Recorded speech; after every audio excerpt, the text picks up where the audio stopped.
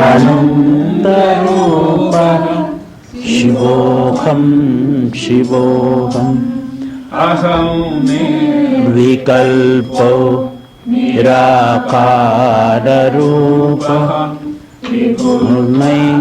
च सर्वत्र सर्वेन्द्रियाणां न चासंगतौ नैव मुक्तिर्न बन्धः चिदानन्तरूपः शिवोऽहं शिवोऽहम् चिदानन्तरूपः शिवोऽहं शिवोऽहम्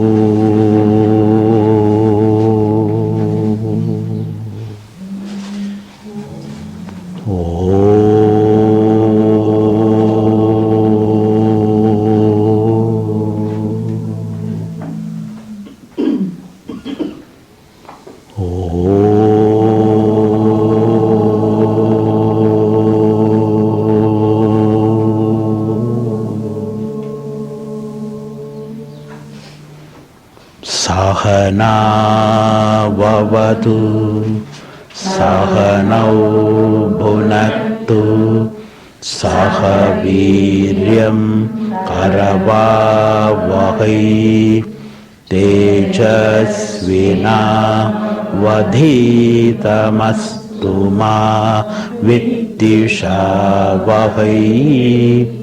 ॐ शान्ति शान्ति शान्तिः।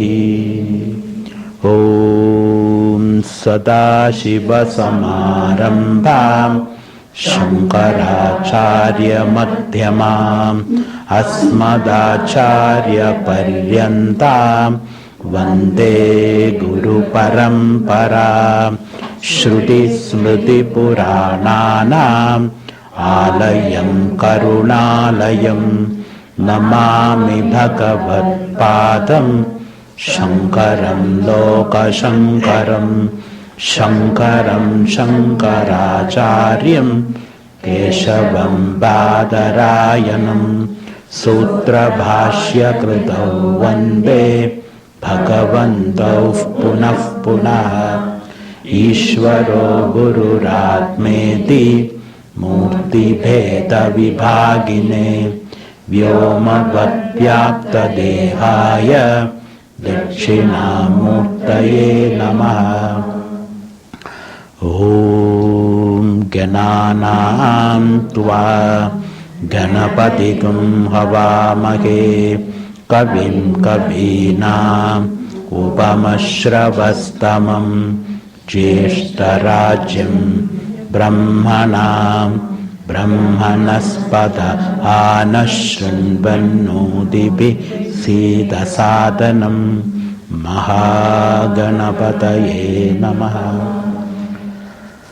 ॐ शन्नो मित्रः शं वरुणः शन्नो भवत्तुर्यमा शन्न इन्द्रो बृहस्पतिः शन्नो विष्णुरुक्रमः। नमो ब्रह्मणे नमस्ते वायु त्वमेव प्रत्यक्षं ब्रह्मासि त्वामेव प्रत्यक्षं ब्रह्म वदिष्यामि ऋतं वदिष्यामि सत्यं वदिष्यामि तन्मामवतु तद्वक्तारमवतु अवतु माम् अवतु वक्तारमम्। ॐ शान्ति शान्ति शान्तिः। Now I'll chant and you follow me. Shiksham vyakyasyamaha Shiksham vyakyasyamaha Mantras Varnaswaraha Matra balam सामसन्तानः इत्युक्तशीर्षाध्यायः सहनौ यशः सहनौ ब्रह्मवर्चसम्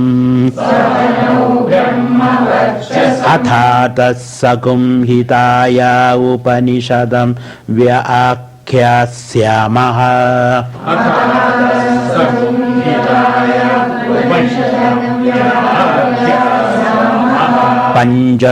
पञ्चस्वधिकरणेषु अधिलोकमधिज्योतिषमधिविद्यमधि प्रजमध्यात्मम्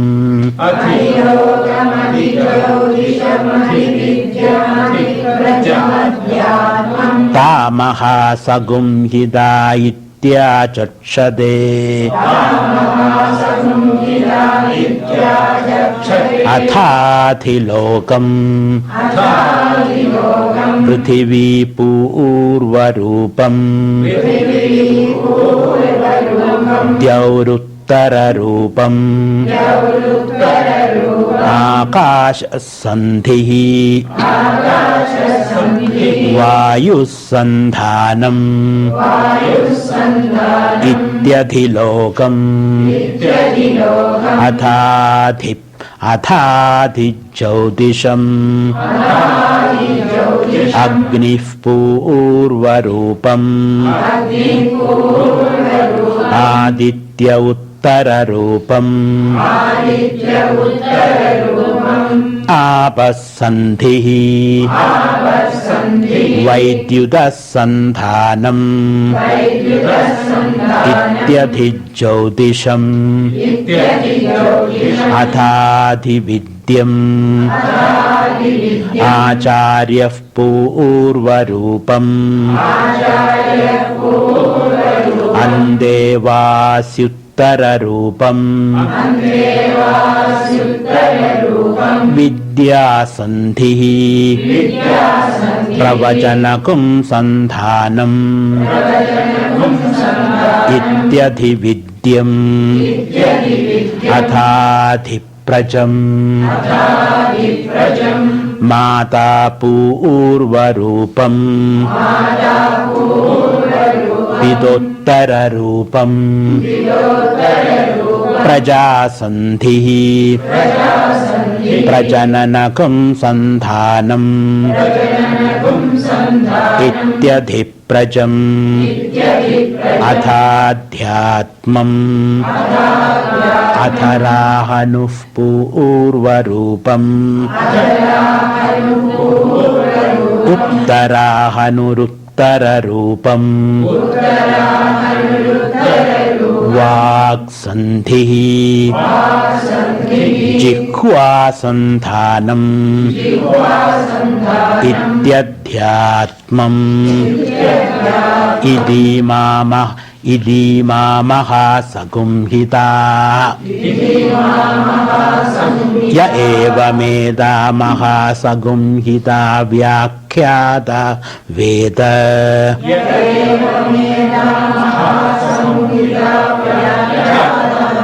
सन्धीयते प्रजया पशुभिः ब्रह्मवर्चसेनान्नाद्येन सुवर्गेण लोकेन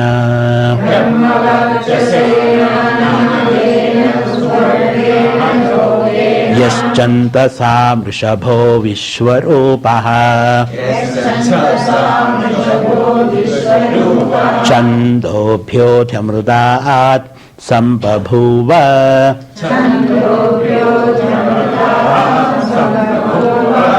समेन्द्रो मेधया स्पृणोतु अमृतस्य देवधारणो भूयासम् शरीरं मे विचर्षणम् जिह्वा मे मधुमत्तमा कर्णाभ्यां भूरि विश्रुवम् ब्रह्मणः कोशोऽसि मेधया पिहितः श्रुतं मे गोपाय आवहन्ति वितन्वाना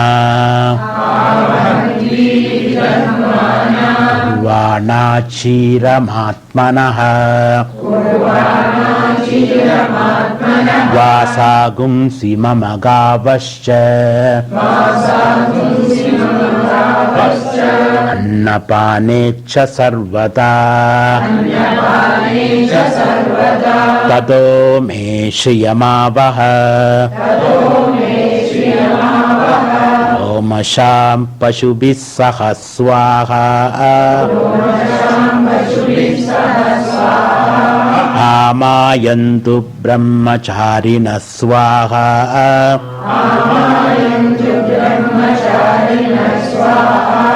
विमायन्तु ब्रह्मचारिणः स्वाहा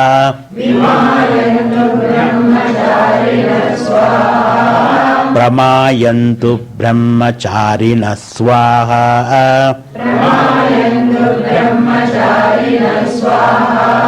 दमायन्तु ब्रह्मचारिणः स्वाहा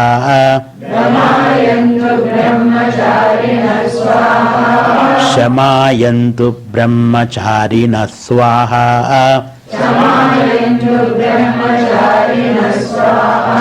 यशो जने सानि स्वाहा श्रेयान्वस्य सोऽसानि स्वाहा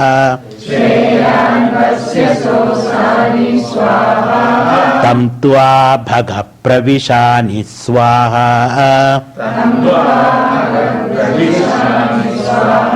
समा भग प्रविश स्वाहा तस्मिन् सहस्रशाखे निभगाहुं त्वयि मृजे स्वाहा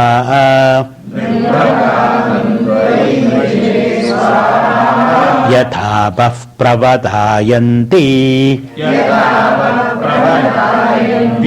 यथा मासा अहर्जरम् एवं मां ब्रह्मचारिणः धातरायन्तु सर्वतः स्वाहा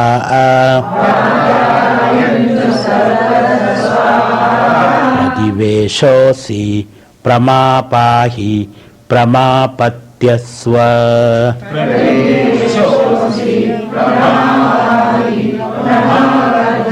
भूर्भुवः सुवरिति वा एतास्तिस्रो व्याहृदयः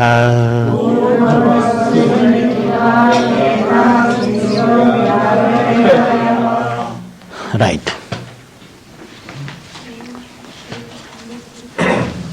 So we have been discussing these 5 meditations, upasanas.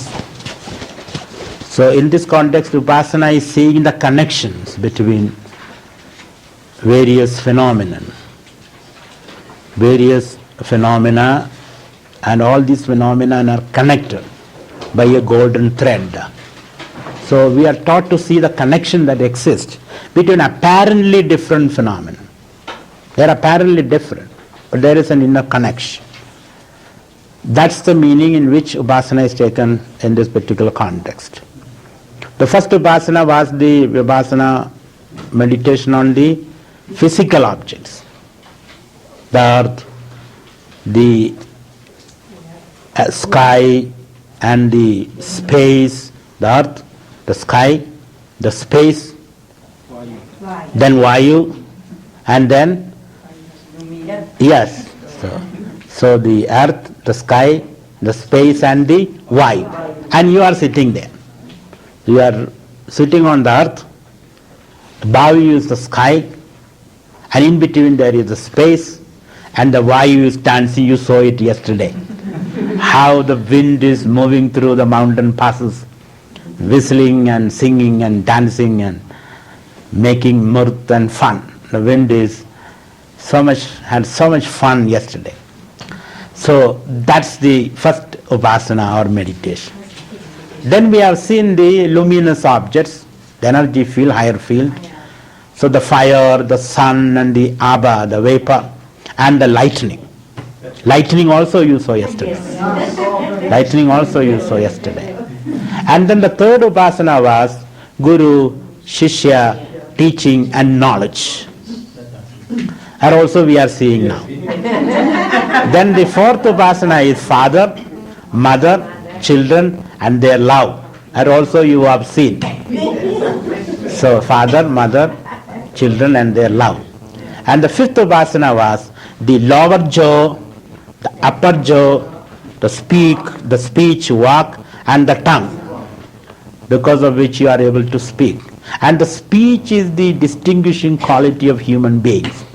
Of all living species, speech is the distinguishing characteristics. Without speech, thinking is not possible, memory is not possible. How are we able to store memory? Because we are able to speak to each other, words are there, and through the medium of words, we store memory. We are able to recall that memory. We are able to communicate. We have to communicate our ideas. Para, Pashyandi, Madhyama, Vaikhari. There are 4 stages in the idea formation. Ideas are all latent in our consciousness. All our ideas are latent in consciousness, in our own consciousness. And that level of the idea, when they are latent in consciousness, is called para. Para. Then the ideas take shape. When the ideas take shape, you are able to see them, aware them. Isn't it? When it comes to your mind, from nowhere the idea comes. Let me go to the camp. That idea was not there in your mind. Suddenly it comes. From where does it come? From your own consciousness. And when the idea manifests in a rudimentary, subtle form, then you become aware of that idea. Then this idea is to be clothed in words. An idea is to be clothed in words.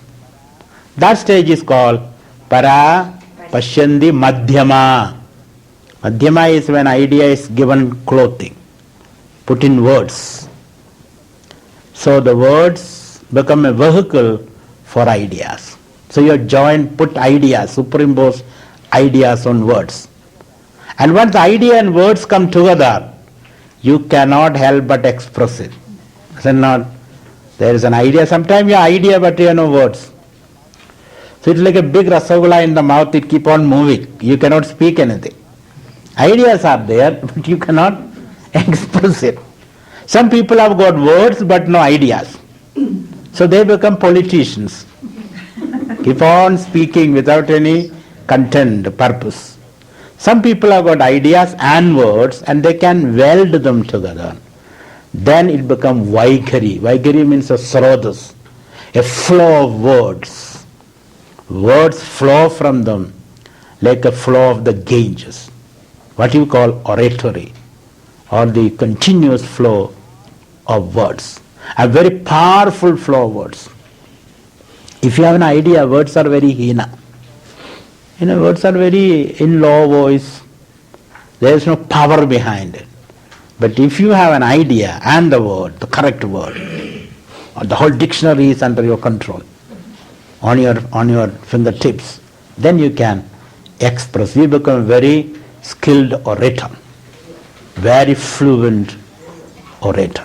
So these are the 4 stages: para, pashyandi, madhyama, and Vaikhari. Vaikhari, this powerful flow of words from this. You wonder, where do these words come from? How does he coin these words? And the right sequential order. All this because he has got ideas. And the source of idea is your own consciousness. So it is the words which distinguishes a human being from other animal species. That accounts for your brain, the development of the brain. It's all through words. The networking, the synaptic connections of the brain are all formed because of the flow of words. If there are no words, he grows as an idiot. The child is an idiot. No words at all. As stupid as his father. because you have not brought him up properly. So he says, ideas are very, very important. Words are very, very important. And words are expressed through the vocal organ, the speech organ. And that the lower jaw and the hanu means the jaw, the lower jaw and the upper jaw. So uttara hanuruttara purvam adhara, what was that? Adhara hanuf purva rupam uttara hanuruttara rupam. Adhara hanu means the lower jaw, uttara hanu means the upper jaw. And their movement. They come, they close and they open. Thus, words are formed. So he says, and Hanuman. Hanuman also means one who got a very powerful jaw. Very square and powerful jaw, Hanuman. And he's got a mark also on his jaw. Very powerful person. Very powerful and determined person, Hanuman. He's a servant of Lord Rama. Ready to do. He speaks well. Navavyakarana Pandita. He knows all the 9 grammars. Navavyakarana Pandita. Urdhvaredas. So, Vachaspadi. That is another name for Hanuman. Vachaspadi. He is the Lord of words. And how he talks to Rama and Lakshmana. Hanuman couldn't distinguish who is the elder among the two. So he manages all that situation by the deft use of Sanskrit language. So Hanuman is very mita in words. He is very taciturn, few words. Hanuman is not a very loquacious person. With few words, he can communicate maximum. So he is very brief, at the same time very clear in his brevity and clarity go together. You know that when Hanuman reports his exploits in Lanka, he comes back and tells Rama, Drishta Sita. That's all what he said. That's all what Rama wants to know. If you and I had been in his position, you will go how I jumped into Lanka, then I have fought with this person, that person, and how I burned down all the forest, and then how I sat in front of Ravana, and how I confronted Ravana, blah blah, all those things. You will go on and on and on and come back. Rama is anxious to know what happened. And in the process he forget to tell the main news. But Hanumanji was very brief and very to the point. Very to the point. Brief. That is mastery of words. Choosing the right word to communicate the right ideas. So this distinguishes a cultured person, an individual. Otherwise we are just animals. If we don't know how to use words, we are just animals. If we don't know how to use the right word at the right time in the right manner, we are just animals. Shashavishana, hina. The only thing is that we have got a disadvantage also from animals. Animals have vishana, a pair of horns and a tail to ward off the mosquitoes. We don't have them also. We have no vishana, I hope so, and we have no tail also. Whereas animals have that advantage. So if you don't have this advantage, the advantage of words, you are worse than animals. So athara hanuf purva rupam, uttara hanuruttara rupam, vak sandhi. Vak is the sandhi. Sandhi means the joined. The space where things join. So Shankaracharya defines sandhi madhyam. Sandhi means madhyam, the middle. Madhyam means what? Sandhiyade asmin purvottara rube iti sandhi. Where both the prior and the posterior form join. That space is called sandhi. Sandhiyade asminini iti purvottara rube iti sandhi. So it's a space where things join, meet. And sandhanam means sandhiyade anena iti sandhanam. by which it is joined. Sandhiyade anena iti sandhanam, by which it is joined. So vak sandhihi jikva sandhanam ityadhyatmam. So what are you meditating in the adhyatma? Lower jaw, upper jaw, the whole speech organ, and your ability to speak, to communicate. That's what you are meditating, which makes you a individual, a self-conscious individual. It is only when you are self-conscious individual you can speak, you can store memory. Animal has no self-consciousness. That's why they are not able to store memory, cannot speak, cannot use words. Yesterday I was overhearing your discussion, and you didn't get that definition of upasana properly. So I would give you that that definition properly. You can write it once more. Upasana means Shastra. Upasanam nama yatha shastram tulya pratyaya santati yatha shastram tulya pratyaya santatihi asangirna cha adat pratyayi asangirna cha adat pratyayi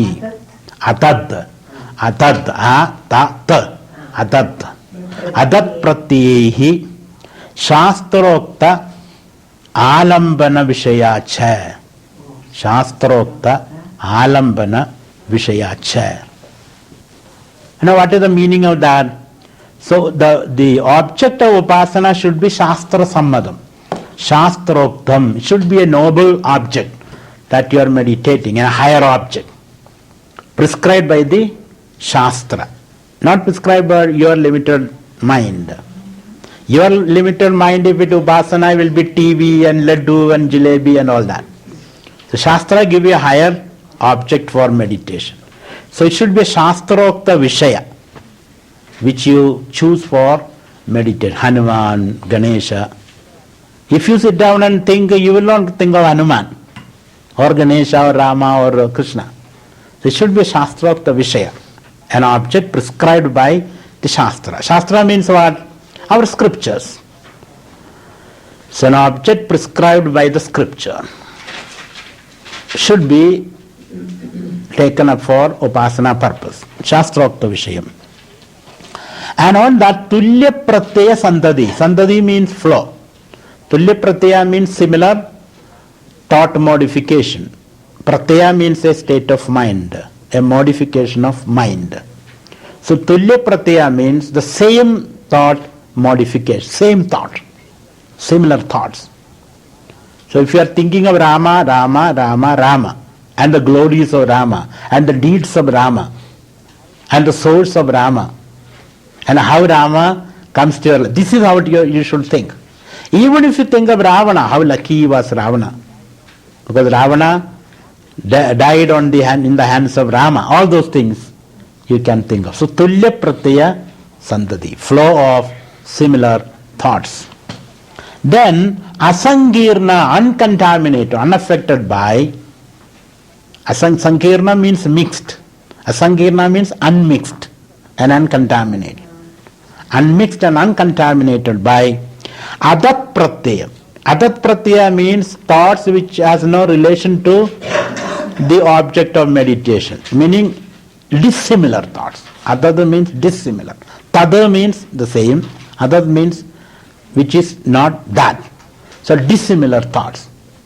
So avoid dissimilar, unconnected thoughts, distracting thoughts, and keep focusing on the same object. So adat pratyaya pratyahi asangirna, not mixed with dissimilar thoughts. Asangirna means unmixed, not mixed or uncontaminated. So most of our upasana is adulterated upasana. What is adulteration? Dissimilar thoughts are brought into. You see adulterated milk. What is adulterated milk? Milk with water, no connection. Understand? Less milk and more water. Sometimes no milk, only water. So that is the athat pratyaya. Here it should be tat pratyayam. Similar thoughts. So shastrokta alambana vishayava. So this pratyaya, tulya pratyaya, the similar thoughts connected with an object. That vishayehi. Tulya pratyaya sasangirna chatat pratyayhi shastrokta alambana vishaya. Vishaya cha. Vishaya means an object. You can say Vishayaha also. Vishaya, an object. So that object become an alambana. Alambana means locus for meditation. Shastrokta. Shastrokta means prescribed by the Shastra. It should be prescribed by the Shastra. Why do you bring Shastra there? Why do you bring a scripture? Because these are alaugika vishayas, not laugika vishayas. Laugika vishaya means sensate object. For a sensate object, you can go and see it. For example, I say, have you seen the Himalayan mountains? No. Do one thing, we are organizing a camp there. Come with us. We will show you. This is a laukika vishaya. You can go and see it. But have you seen Ganapati, Ganesha? No. Okay, come with me, I will show you. Can I show you? For to see Ganesha, it is a Shastra vishaya. It's scriptural object. So one has to purify one's mind by chanting mantras continuously, by focusing your thoughts to have a vision of Ganesh. Otherwise you will not see it. To see Himalaya you have to only spend some money. It's a laukika, sensate object. To have a vision of Ganesha, you have to purify your mind by continuous chanting of mantras. Because Devata, all the Devatas are mantramayam. Mantramayam is Devata. Devatas are nothing but the mantras. When you chant mantras continuously, the Devatas manifest. So that's the way to see or experience Devatas. Upasana Devatas. And hence it is called Shastra Ukta. Shastra prescribed by the Shastras. What do you mean by Shastra? Scriptures. Scripture. Scripture is the only authority. It is not an ordinary worldly individual who is an authority for this. Suppose you want to go to Las Vegas, let us say. Who is the authority? Those people who tour operators and all, they will say there is a place like this, you can go and see. But about Ganesha or Ganesha, Shiva, Krishna, who is authority? One who has seen it with a pure mind. And their words are the Shastras. Why they are called a Shastra? Shasana Trayadedi Shastra. They instruct you. These are book of instructions regarding spiritual matters. So that's how we understand Upasana. So I pick up a stone from Narmada and say this is Shiva. I superimpose Shiva on that. I pick up a stone from river Ghandak, a round stone, and I say this is Vishnu, Salagram. This is Vishnu. I make a bowl of rice or a bowl of turmeric powder and say this is Ganesha.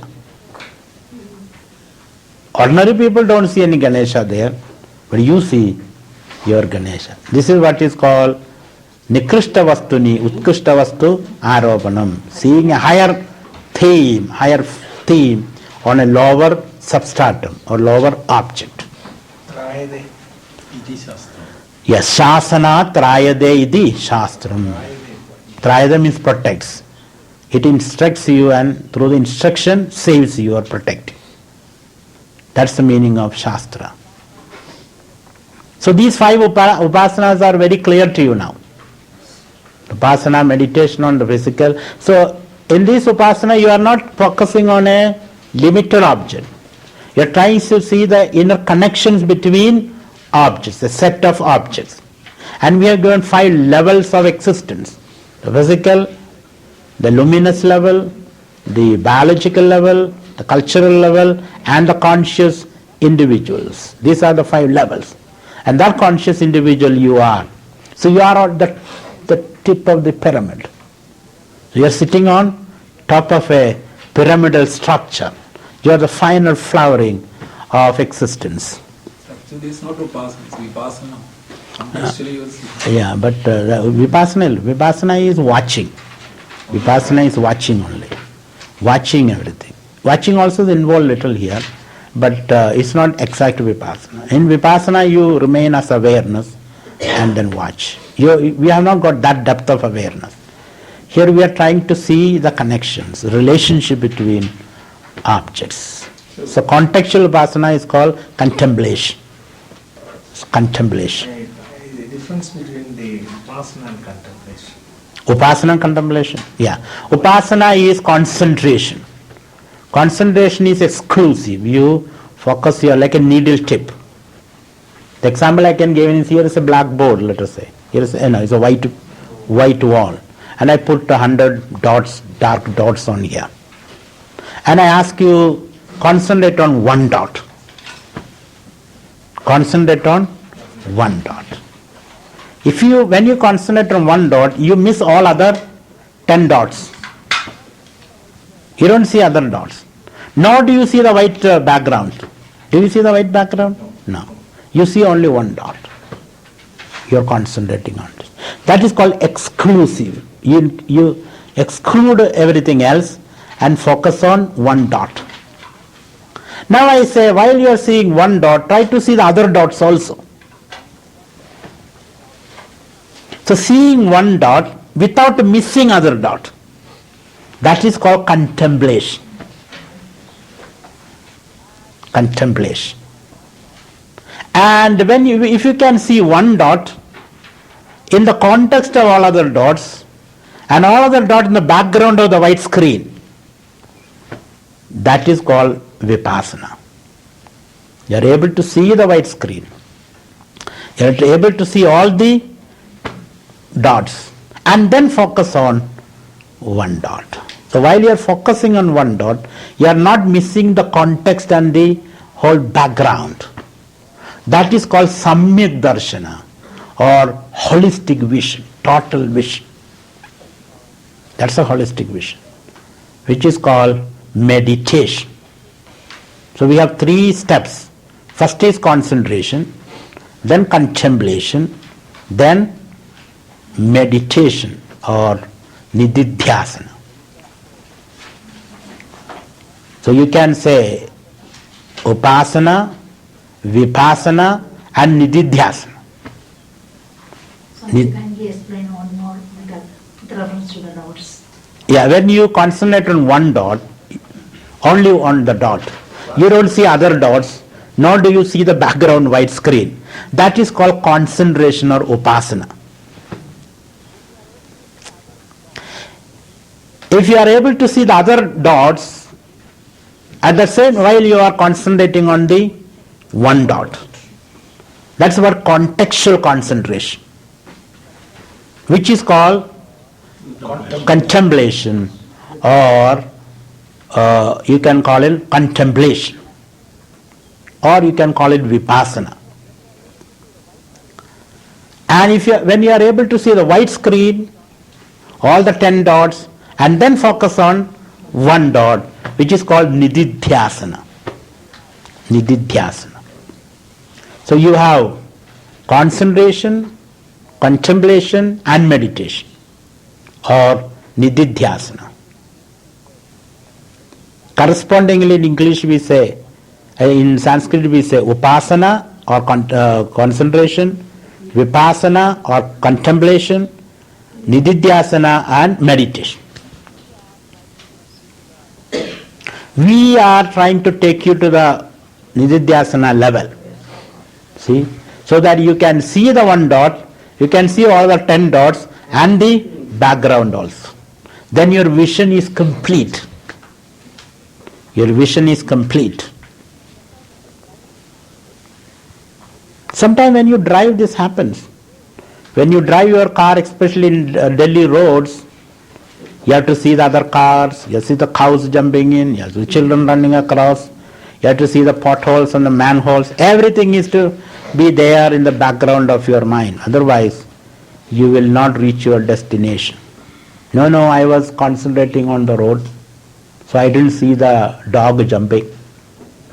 You didn't see the dog jumping, then you had it. You understand? So therefore, you must see the whole background. It is in that state you can understand the meaning of karmani akarma darshanam.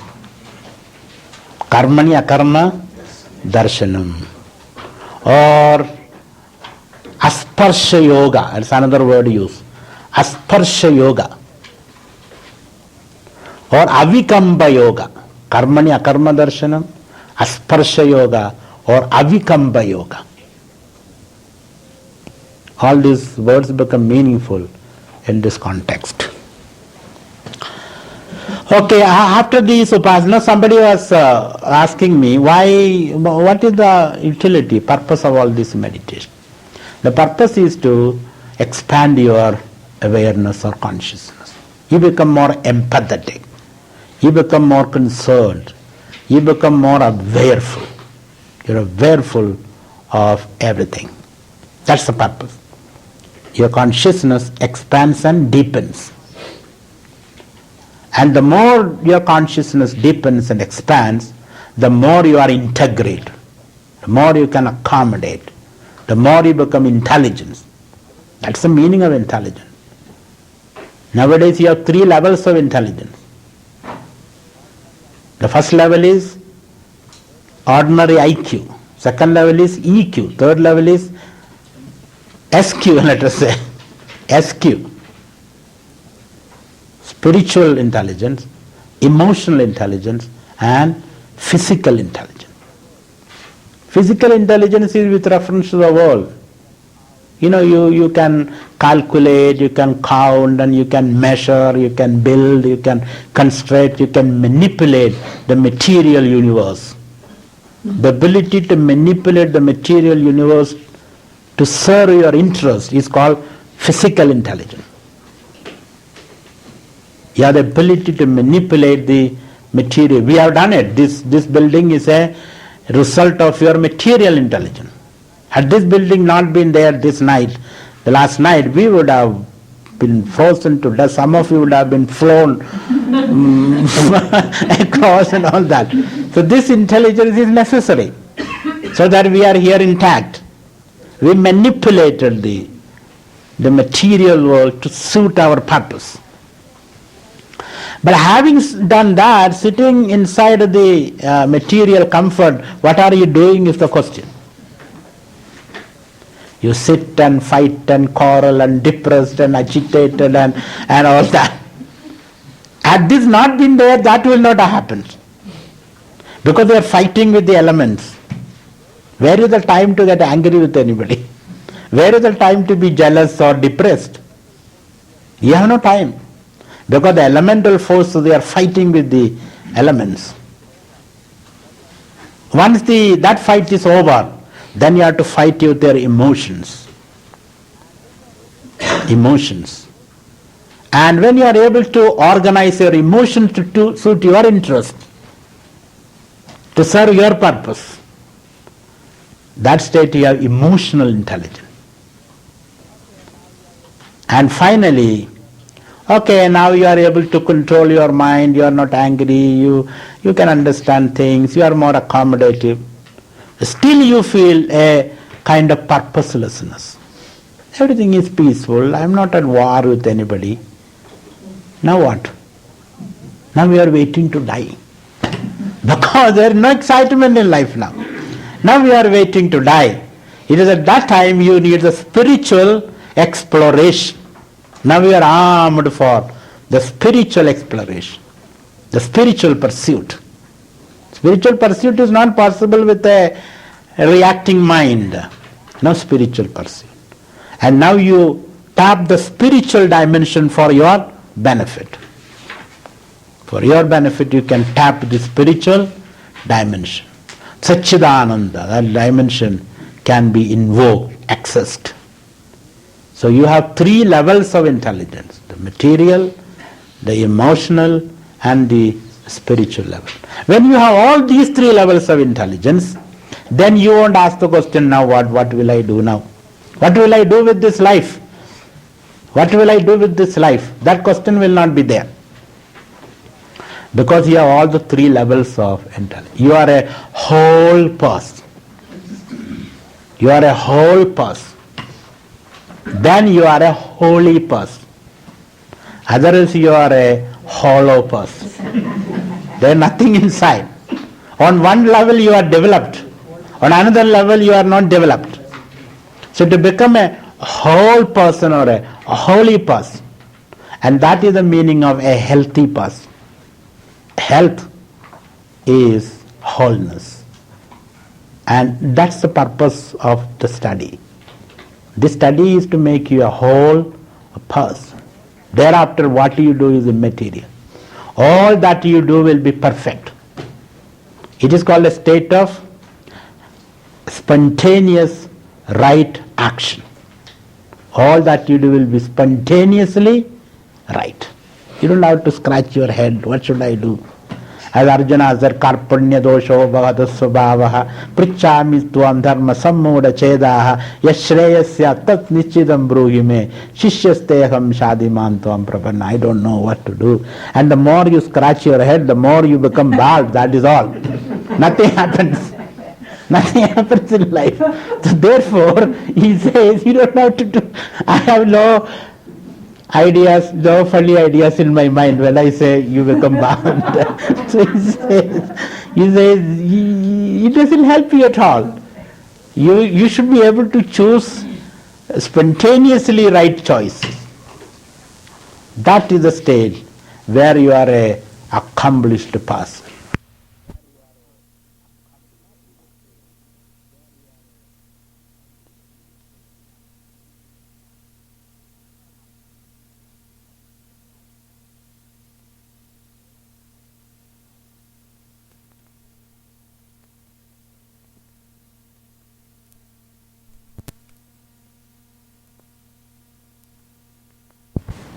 Not exploitation of the other. Knowledge serves two purposes. Knowledge gives you power, knowledge gives you enlightenment, wisdom. Which one will you choose? Will you choose power over the others through knowledge? If you use knowledge as a source of exploitation, then you retain. You don't give knowledge. You only keep it with yourself. But if you seek enlightenment, then you are able to share it with everybody.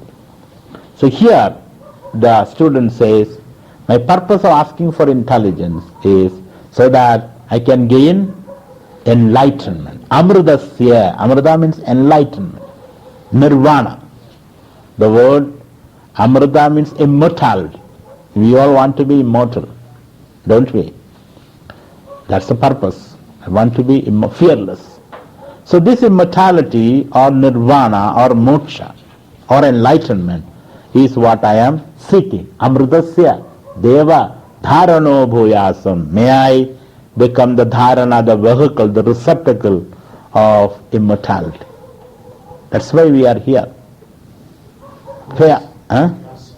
Bliss. A bliss, immortality, joy, God, whatever word you want to use, provided you understand what it is. So, amrudasya deva dharano bhuyasam, may become immortal, so that my mind can hold that knowledge. It's very difficult to make the mind a fit vehicle for this knowledge is difficult, because the Guru says you are immortal, you are an ocean of bliss. And you sit down like a question mark and say, I don't know what is he saying. You are not able to hold that knowledge. You cannot carry live coal on a newspaper. Can you? You want some live coal, burning live coal, and then I say, do you have any receptacle for it? Do you have any vessel for it? I cannot put it in your hand anyway. You need some kind of a vessel. So some newspaper which you daily read, you took the newspaper, please put it in this. You cannot carry it. You need a fit receptacle, and that's your brain, your mind, your intellect. And that you can hold the whole universe in your brain, in your intellect. The whole universe can be understood. You can aware. May I become the fit receptacle for immortality, for the immortal knowledge. Brahma Vidya, that's what it means. May I become fit for Brahma Vidya, Atma Jnana, Nirvana. If you are a Buddhist, you will say Nirvana. May I become fit for that. Amridasya deva dharano bhuyasam. Bhuyasam means bhaveyam, may I become. Shariram me vicharshanam. And to hold a healthy mind, to house a healthy mind, which can get intimation from the higher, which can get information from the higher. To hold such a mind, to have such a mind, you need a healthy body also. It's a healthy body which houses a healthy mind. A healthy mind which can communicate with the higher truth. So therefore the next prayer is Shariram me vicharshanam. Vicharshanam means yogya. May my body be fit for this pursuit. You need a fit body. Otherwise you will sleep and feel very bad, and then there is no energy for anything. You need a fit body, so that you can have a fit mind. Shariram me vicharshanam. May my body be fit for this pursuit. It's a difficult pursuit. Sometimes you will be put on the cross like Christ was put. See, sometimes you will be shot at. There are a lot of dangers. When you pursue the path of truth, it's a very risky path. The path of truth and knowledge, enlightenment. So do you have the necessary stamina for it? It's a prayer. May my body be fit, my mind be fit for this pursuit. So shariram me vicharshanam, jikwa me madhumattama. So to jikwa, my tongue, my words, let my words be sweet words. Let me be able to speak sweet words. Madhu means honey, honeyed words. There are people, when they open their mouth, people run away. That when you start speaking, everybody runs away from you. And some people, when they speak, people gather together. They attract people. Some people repel. So he says, let me have this ability to speak properly, sweet words, nice words.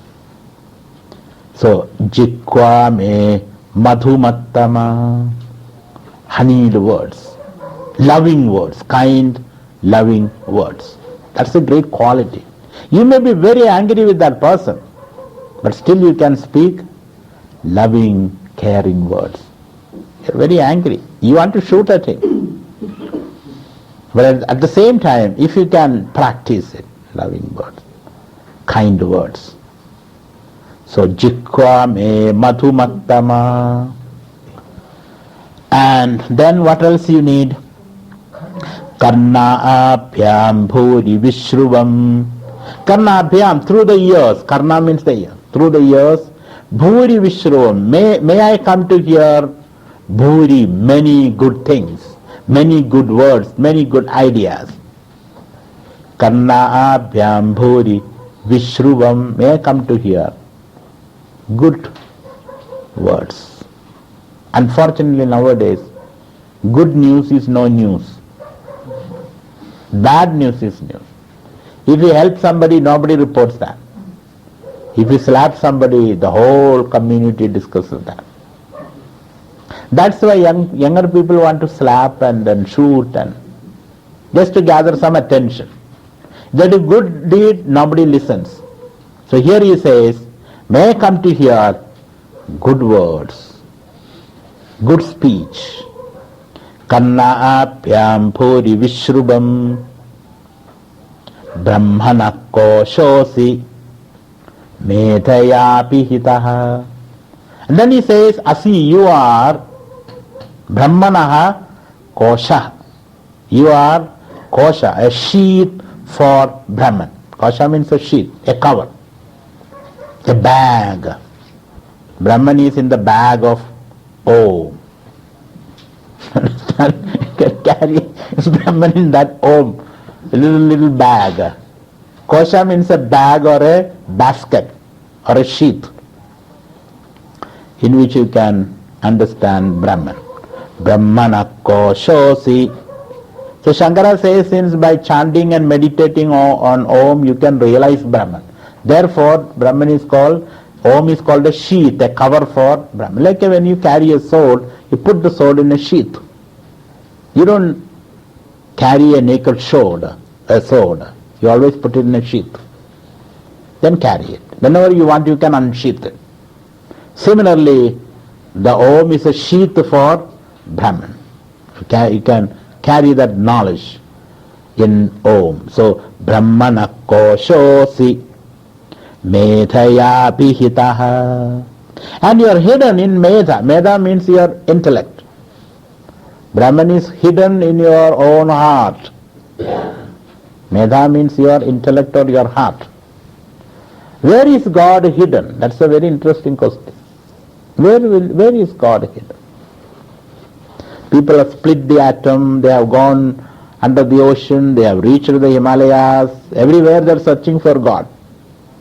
On the Mount Everest, on the moon, send a man to the outer space, there also God is missing. So what is the locus of God? Where does he sit? Here he says, Medhaya Pihita, he is covered, he is sitting in your own heart. So your heart is the seat of God. Pihita means covered. Your heart covers God, meaning your heart houses God. I never knew that. I never knew God is sitting in my heart. Then I would not have done all these things which I was doing. I would not have said all those things which I have been saying.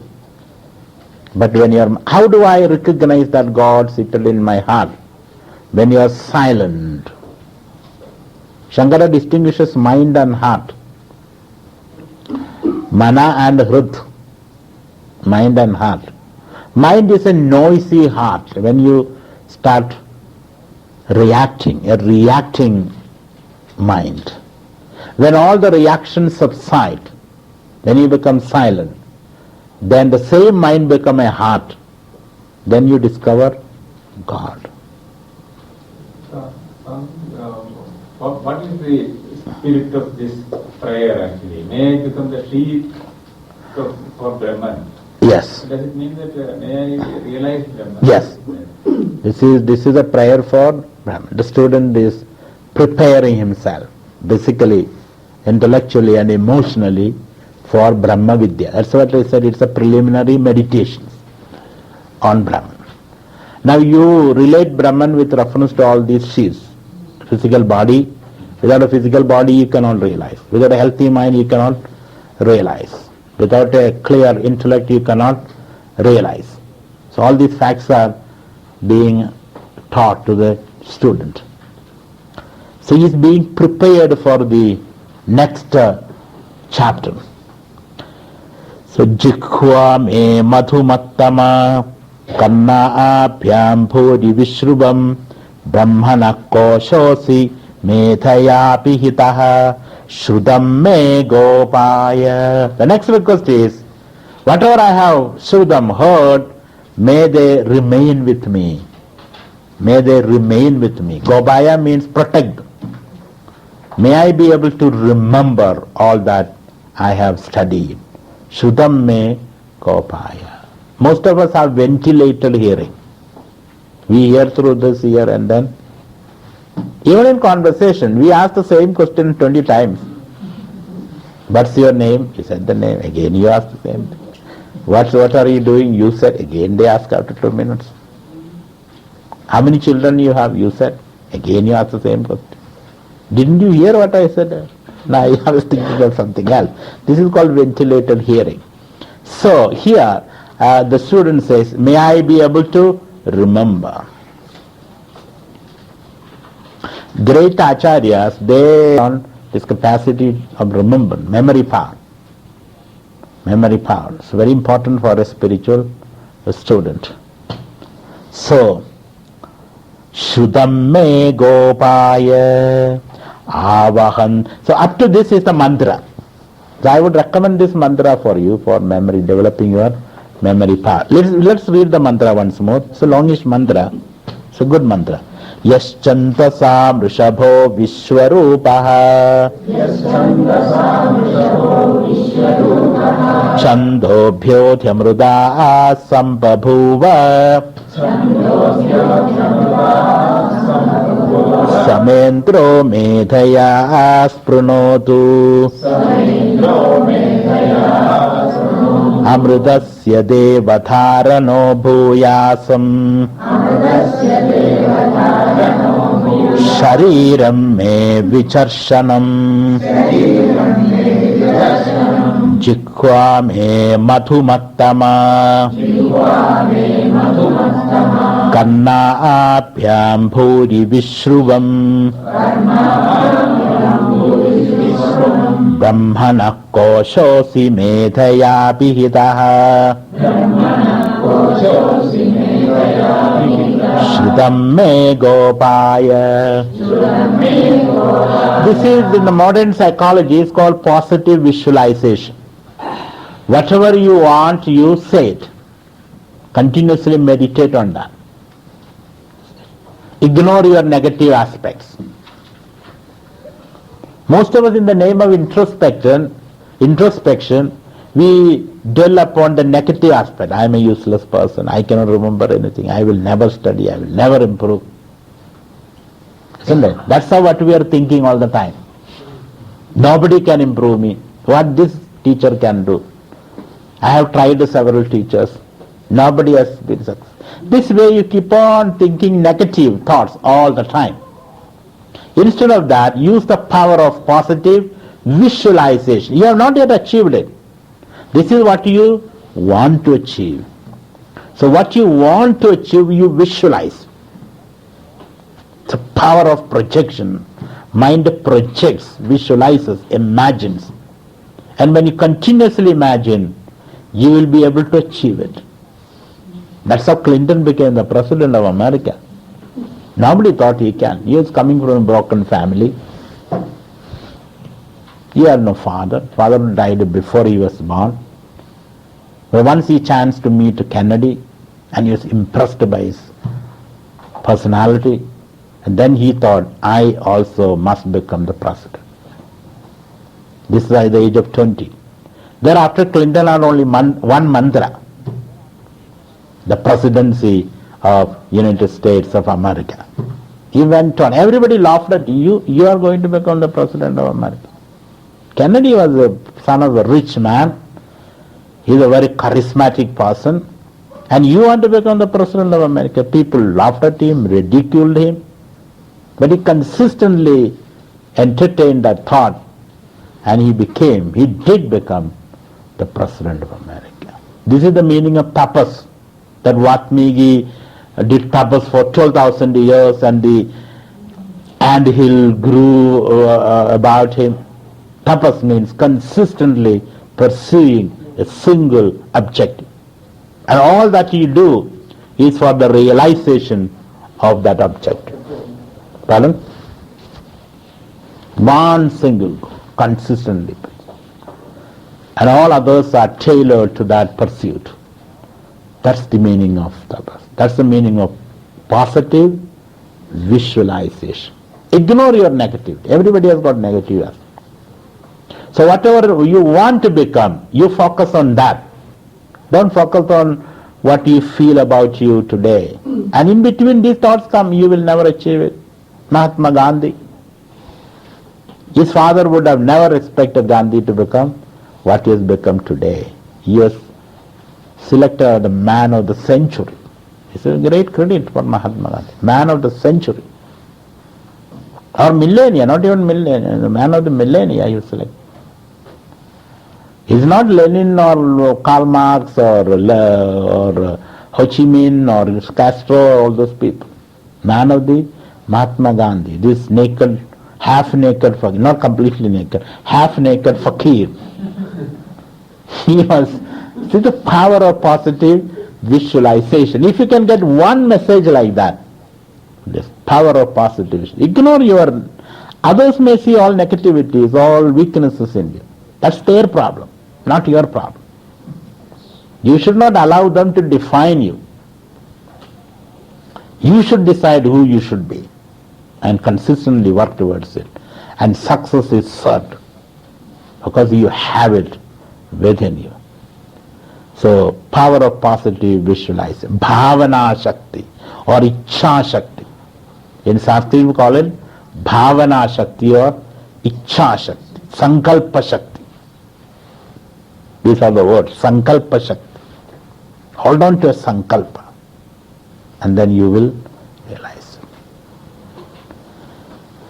So, these young people, they want to trim them, they want to become slim. And look at the way they work towards the goal. And within 20 days, you cannot even recognize who is this person. Is completely slimmed. They don't eat anything, they do exercise, they run, they consistently pursuing. But if you ask them run for God, they will not do it. Run for God, they will not run. Run for your health, they will run. So once you are enthused by, inspired by an idea and consistently positive visualization, sankalpa. So that's the purpose of this, because we are trying to visualize whatever you want. This is what you want. I must be able to speak well, must have a healthy body, I must have a clear mind so that I can unfold my full potential. That unfolding your full potential is enlightenment anyway. Enlightenment is not some bulb blinking in your mind. Enlightenment is unfolding your full potential in full blast. You are able to unfold. Then you can say, I have gained nirvana or enlightenment. For that, these qualities are necessary. Qualities of the body and the mind is necessary. And once you decide like that, nobody can stop you. That's what Yoga Vasishtha says.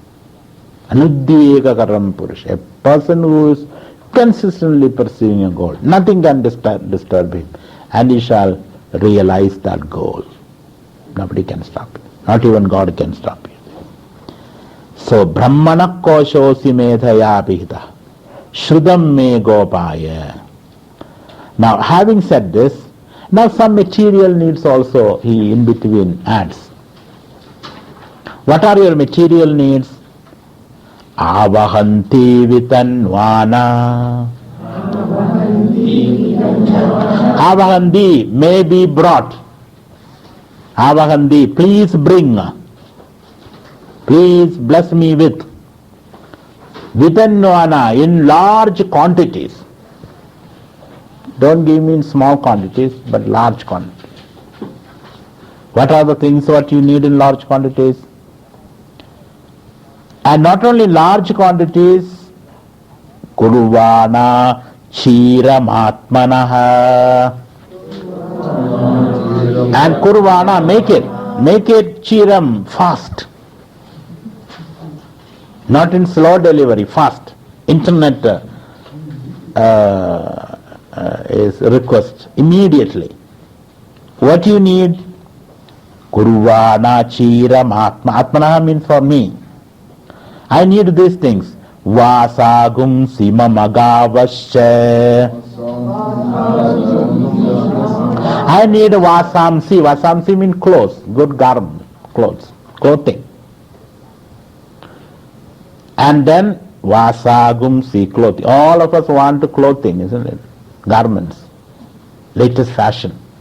Bring me large quantity and fast also. Don't take 10 years to bring all those things. By the time I would have grown up in an old man. So therefore bring me fast in large quantities.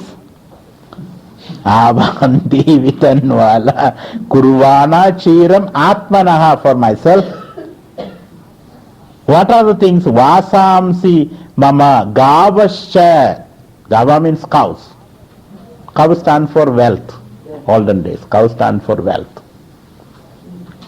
Gavascha means wealth. I need wealth and clothes. Very practical demands. Very practical, this boy. Vasagum simamagavascha. What else you need? Annapanecha sarvata. I need annam, good food, and panam, drinks also a little bit. I want anna and pana, food and drinks. Drinks I don't mean liquor. Drinks means whatever is necessary for digesting or swallowing the food. So annapanecha sarvata, sarvada all the time. I must have plenty of them, so that we are not worried about the material needs. This is a very practical philosophy. It's a very practical philosophy. It's unless you fulfill your material needs, you cannot think of higher objectives. Higher objectives can be thought of. Suppose I don't give you any food or no facility to sleep, no bathroom, mosquitoes, flies and rats, and Upanishad class in between. It will be ridiculous. You may oblige the teacher, sit down here, but nothing will go into you. So therefore, certain minimal comforts are necessary for higher pursuits. Let's not ignore that fact. So the boy is very frank, the student is very frank. I need all this. I need as fast as possible in large quantity. Because small quantities, and again I will worry after this what will happen to me. So therefore, I need large quantities and fast delivery too. Annapanecha sarvata. Sarvata all the time, not spasmodic, sometime you get, sometime you don't have it. Regular supply is to be maintained. Annapanecha sarvata. Sarvata means all the time. Then, tado me shriyamavaha. Tadaha, thereafter, may for me shriyam avaha. Shri means prosperity. Thus, may I be a prosperous person. This is a request to God. God, make me prosperous, healthy person. All my needs are to be taken care of. In Gita also, sometimes Bhagavan says, Ananyaschindayando mam yejana paribhasade tesham nityabhiyuktanam yogatshemam vahamyaham. Their daily needs and their security needs, I'll take care of. God says. So this is a necessary preliminary. In our hierarchy of values, we find dharma, artha, kama, and then comes moksha. Dharma, artha, kamas are to be fulfilled. Dharma is a righteous life, artha is security, wealth, and kama is your basic needs, are to be taken care of. Tado me shriyamavaha lomasham pashubhi sahaswaha. And I also need lomasham pashubhi, hairy animals. Loma means hair. Hairy animals means the sheep. Because you have to... You must have been somewhere here. Somewhere here, of course, in the Himalayas. I need hairy animals. Lomasham pashubhi. Aja and avi. Aja means goats and sheep. I need goat's milk and sheep for the wool.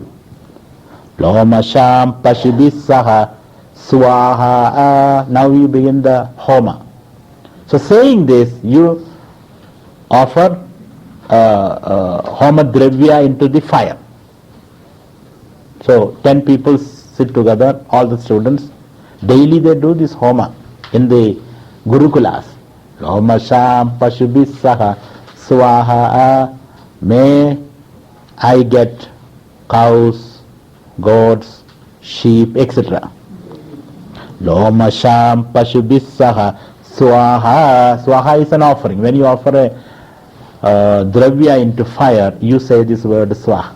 Swaha is supposed to be the wife of Agni, fire. Fire is the one who takes these offerings to various gods. It's a very picturesque imagination.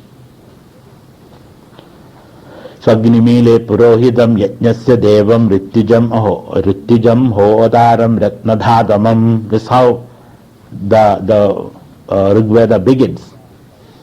Agnimile purohidam yajnasya devam rittijam hodaram ratnadhadamam. So this fire is in front of me, the fire is ratnadhadamam. He is the one who has got all the things that I need. Ratna means jewels and diamonds. He has everything that way. He is the repository of all wealth. By propitiating him, I get everything. So you have to be a rich man. Richness is not opposed to spirituality. It's not opposed to spirituality. And the nature is abundant in our creativity. So one has to have a rich, affluent life. But the richness and affluence should not go into your head and think that is the only be-all and end-all of life. Riches has to be shared with others, with the poor people, with sick people, with the gods. You have to share your riches. So, Lomasham Pashubhisaha Swaha. So, Lomasham Pashubhisaha. Along with that you bring Vidanvana Avahandi. May you bring all this to me. So who is standing this? The Guru and Shishya together.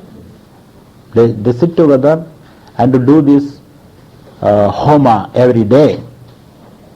And those who participate, they all know what all things are to be donated to the Gurukula also. You understand? This is what they want. So they have, nowadays we have to send cement and steel and glass and cement, steel, swaha. May all this come to me. Because that is what I need. I need cement, I need steel, my building is yet to be completed. So I need all these things. Whatever they needed, they said that. Whatever we need, we say. Swaha. Then, Amayandu Brahmacharina Swaha. Amayandu, bring. Please bring me. Or may they come. Ayandu. May these people come. Who are those people? Brahmacharina. Let brahmacharis come to me. That's the Guru's prayer. Let brahmacharis. Brahmacharinaha Amayandu. Ayandu. Mam Ayandu. Brahmacharinaha. So here Amayandu, you have to read it as Mam Ayandu. In the Vedic construction, sometimes they put words here and there. So Mam Ayandu. Amayandu. Mam Ayandu. Just read like that. Mam Ayandu. You can write there as a side note. Mam Ayandu. Amayandu. Who should come to me? Brahmacharina. People who want to study. I don't want any other people around me. I want people who are serious in studies, in meditation, etc. I don't want politicians around me. I don't want other people around me who ask me funny questions. The Guru's request. He says, Mahama Yandu Brahmacharinaha. Brahmacharina means student. Those who want to seek Brahman. Brahmacharina. Amayandu Brahmacharina Swaha. Again Swaha. Again you offer something to the fire. Vimayandu Brahmacharina Swaha. Vimayandu. Ayandu Brahmacharinaha. Vimayandu Brahmacharina. So there Vima stands for pure, purity.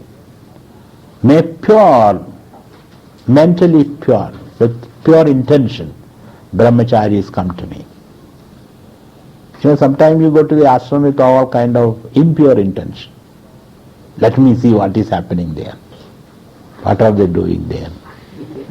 Or some other purpose. So brahmacharis with the purest of intentions and motives come to me. Brahmachari means a seeker, a spiritual seeker.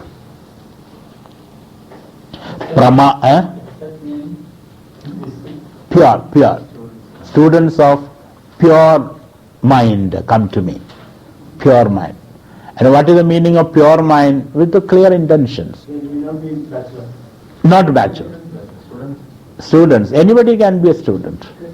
They can be family people. But family people should not give up their duties and come here. You see, when you come if you have a family, then you should have fulfilled your family duties. And then come here. Otherwise you will not be able to concentrate in the studies.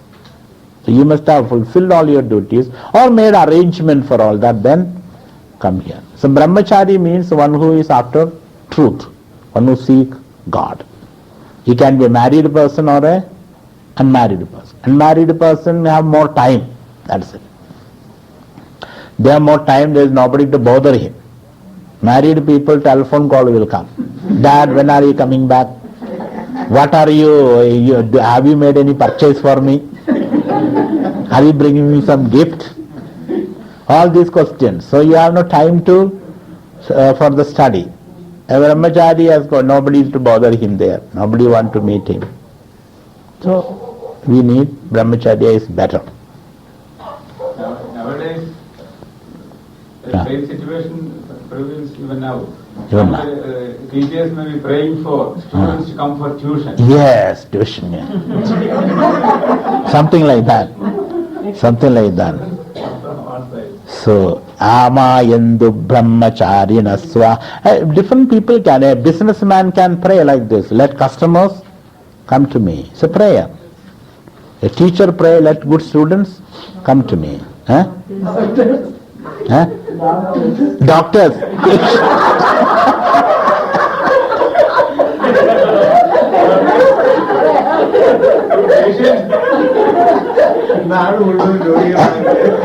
So somebody started a hospital, one of my devotees started a hospital, so I went and inaugurated it. So after 2 months he comes and tells me, Swamiji, you inaugurated the hospital, by your blessings I could build the hospital, but where are the patients? So he wants me to pray, let everybody be sick.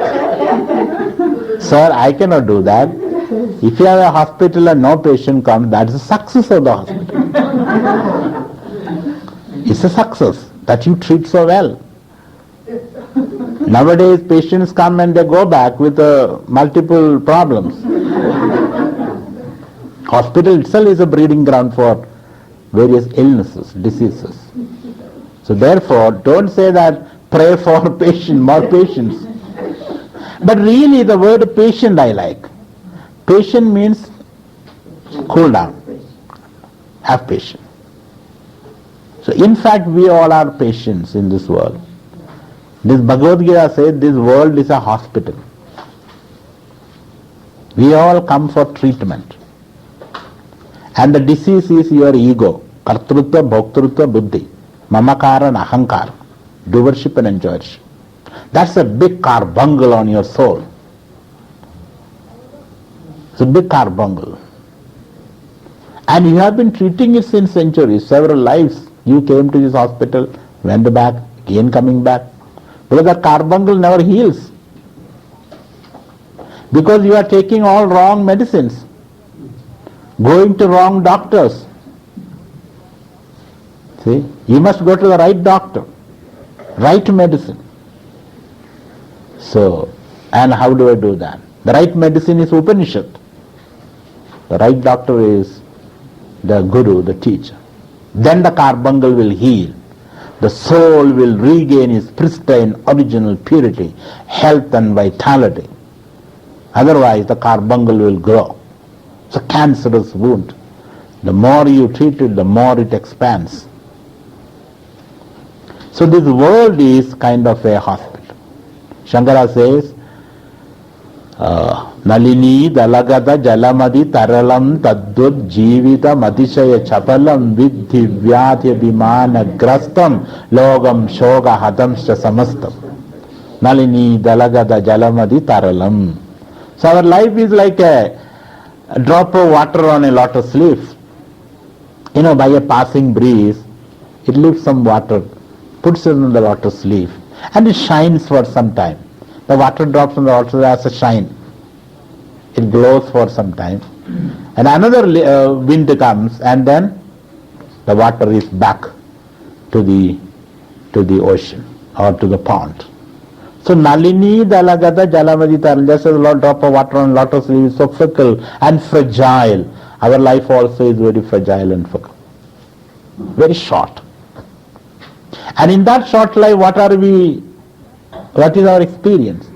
Illnesses, various kind of illnesses.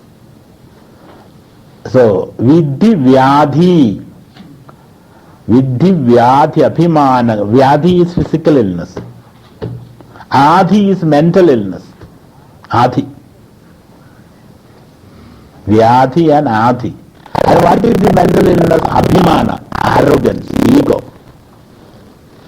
Onyosi sadrisho maya. Who is there like me? Who does he think of himself?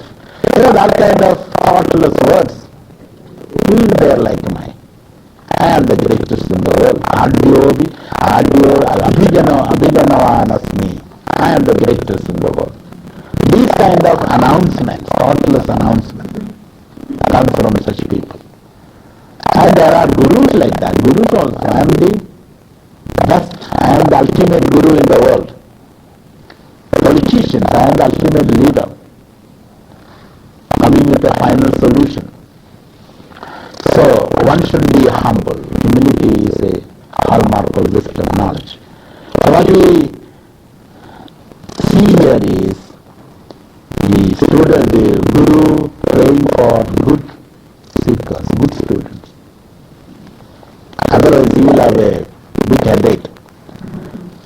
So he says, Brahmacharina Swaha Vimayandu Brahmacharina. So purity means honesty of motives, purpose. It should be with honest motives you must come. So Amayandu Brahma. There are some people come to the class and we ask them, how did you come? Oh, I was passing by. I heard some noise and laughter. I thought, what is it there? Came here and slowly sneaked into the class. And he is wondering what is happening, why everybody is laughing. Because he has no real intention, motive of coming. So people should come with brahmacharis. I am not casting any aspersion on any of you. So this is a general description. Such students are required by good teachers. So Amayandu Brahmacharina Swaha Vimayandu Brahmacharina Swaha Pramayandu Brahmacharina Swaha. So I need intelligent. Brahma means intelligent students. Pure, with pure motives. Smart, intelligent students with pure motives. With the honesty of purpose. Pramayandu Brahmacharina Swaha Damayandu Brahma. These are qualities brahmacharis should have. Damayandu Brahmacharina Swaha. Dama means self-control. Self-control, especially physical control. In your eating and talking and your general contact, there should be control. Dama is control of karma indriyas, organs of action, control of the karma indriyas. That is Dhamma. And then Shama Yandu Brahmacharina Swaha. Shama is control of your mind control, thought control. Shama Yandu Brahmacharina Swaha. So somebody said Dhamma is controlling what comes into you. The world is constantly flowing into you. Controlling what comes into you is Dhamma. Controlling what goes out of you is Shama. Shama and Dhamma. So controlling your reactions is Shama. Controlling your actions is Dhamma.